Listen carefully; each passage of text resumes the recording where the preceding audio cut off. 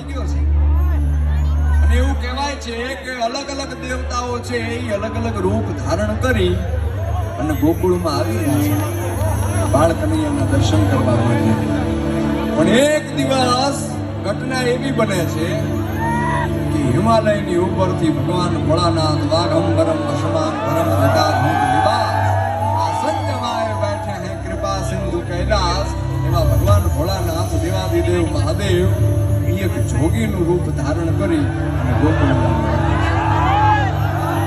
પણ જ્યાં જોગી ગોકુળમાં આવી અને મા યશોદા અને નંદ બાવાના આંગણે આવીને ઉભા રહે છે ત્યાં મા યશોદા અને એ જોગી બાવાની વચ્ચે શું સંવાદ થાય છે એનું વર્ણન સુરદાસજી કરે છે. કેમ?